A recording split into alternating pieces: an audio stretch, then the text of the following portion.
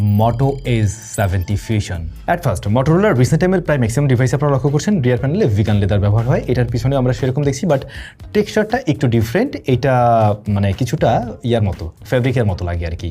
তবে ডিজাইনটা আর একটু ডিফারেন্ট করতে পারতো, এই টেক্সচারটাও একটু ডিফারেন্ট করতে পারতো, আমার কাছে তাই মনে হয়।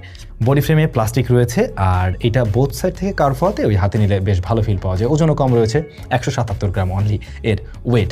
IP68 অ্যান্ড 69 এর রেটিং রয়েছে, সো স্প্ল্যাশ প্রুফ, পানি ঢোকার পসিবিলিটি কম, এবং ওরা ক্লেম করছে মিলিটারি স্ট্যান্ডার্ড 810 এর সার্টিফিকেশন রয়েছে। বাট এই কাজ করার দরকার নেই ভাই, এটা কার্ভড ফোন, এটা পড়লে ভাঙার সম্ভাবনা অনেক বেশি। ওই মিলিটারি বাদ দেন। আচ্ছা, এই ডিভাইসটার ডিসপ্লের সাইজটা হচ্ছে গিয়ে 6.78 ইঞ্চ, যা 1.5K রেজুলেশনের অ্যামোলেড প্যানেল, এবং 1 বিলিয়ন কালার সাপোর্ট করে। এখানে HDR10+ এর সাপোর্ট রয়েছে, এবং 5200 নিটস পিক ব্রাইটনেস রয়েছে। আর ব্রাইটনেস ইনডোর আউটডোর সব কন্ডিশনেই ঠিকঠাক আছে। যেহেতু কার্ভড ফোন, টুকটাক সামটাইমস কিছুটা মিসটাচ হতে পারে, বাট এটা মানে আমার ক্ষেত্রে তেমন একটা সমস্যা হয়নি। এটা ইউজারের উপর অনেক সময় ডিপেন্ড করে কিছুটা।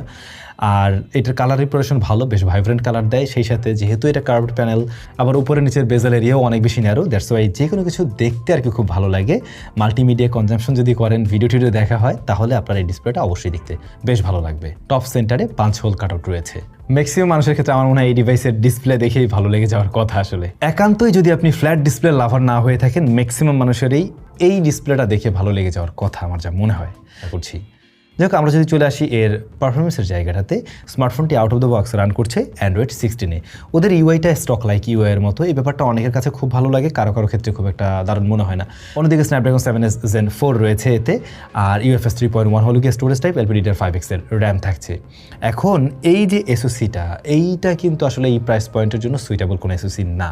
এর চেয়ে অনেক বেটার চিপ এই জায়গায় অ্যাভেলেবেল রয়েছে, আপনারা সেদিকে নজর রাখতে পারেন। বাট হ্যাঁ, ওদের অপটিমাইজেশন ভালো, অ্যাট এ টাইম বেশ কিছু অ্যাপ্লিকেশন নিয়েও কাজ করতে পারবেন। র্যাম ম্যানেজমেন্ট ভালো করছে, অ্যাপ ওপেন ক্লোজ টাইমে বেশ ফাস্টার। আপনার মনেই হবে যে আপনি একটা হাই মিড রেঞ্জ প্রাইস পয়েন্টের ফোন ব্যবহার করছেন, তাতে কোনো সন্দেহ নেই। কিন্তু একটু হেভি টাস্ক করতে গেলে হালকা পাতলা হিট জেনারেট করে, এবার দ্রুত ঠান্ডাও করতে পারে। পাতলা ফোনগুলোর ক্ষেত্রে একটু ডিসপ্লের পাশটা বেশি হিট জেনারেট করতে দেখা যায়। এটার ক্ষেত্রে ব্যাপারটা তেমনটাই আমরা পাইছি আসলে। মোটামুটি গেমিং করতে পারবেন, যেমন ধরুন আপনারা পাবজির ক্ষেত্রে 90 FPS পর্যন্ত রান করতে দেখবেন। হ্যাঁ, সেভাবে মোটামুটি স্মুথ রেজাল্টই দেয়। তবে লং রানে গেলে হিট জেনারেট করে, পারফরমেন্স সেক্ষেত্রে ড্রপ করে। আবার যদি চিন্তা করেন আপনি রেকর্ডিং অন করে টরে ওরকম প্ল্যান থাকলে ওটা খুব একটা সুবিধাজনক হবে না।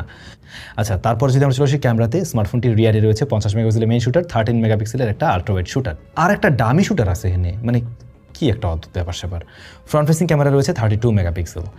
তবে ইন্টারেস্টিং ব্যাপার হলো এই স্মার্টফোনটাতে হরাইজন লক আপনারা পেয়ে যাচ্ছেন, যেটা আপনারা এখানে গ্যালাক্সি S26 আলট্রাতে দেখছিলেন। বাট দেখুন কত কম দামে, 3 ভাগের 1 ভাগ বা তার চাইতেও কম দামে আপনারা এই ডিভাইসে হরাইজন লক পেয়ে যাচ্ছেন। ইভেন আমরা এটা টেস্ট করেও দেখেছি, একদম সিমিলার ভাবেই কাজ করে বলা যেতে পারে অলমোস্ট। পোর্ট্রেট মোডে আপনি 3টা ফোকাল লেন্থে ছবি তুলতে পারবেন, 24, 35, 50mm। বাট এখানে ডিজিটালি জুম করে ছবিটা দিচ্ছে, দ্যাটস ওয়াই ছবিগুলো তুলনামূলকভাবে আপনার কাছে সফট মনে হবে। যখন যাই হোক, আন্ডার ডিসপ্লে ফিঙ্গারপ্রিন্ট স্ক্যানার রয়েছে, যা যথেষ্ট ফাস্ট অ্যান্ড অ্যাকুরেট। এরপরে ব্যাটারি রয়েছে 7000 mAh অ্যান্ড 68 ওয়াটের চার্জিং সিস্টেম পেয়ে যাবেন। ব্যাটারি নিয়ে একেবারেই সন্তুষ্ট থাকবেন, একদিন প্লাস টাইম খুব সহজে ব্যবহার করতে পারবেন, প্রায় 1.5 দিনের কাছাকাছি ব্যবহার করা যাবে। সো এই জায়গাটাকে খারাপ বলা যাচ্ছে না। তবে আমি যতটুকু জানি এইটা ইন্ডিয়ান ভ্যারিয়েন্টের ক্ষেত্রে এমনটা হয়, বাট এটার ইন্টারন্যাশনাল ভ্যারিয়েন্টে ব্যাটারি বোধহয় আরও কিছুটা কম। স্টেরিও স্পিকার আছে, যা যথেষ্ট লাউড, মোটামুটি ক্লিয়ার, কিন্তু ডেপথের একটু অভাব আছে। বেশ থিন একটা ফোন, হয়তো এই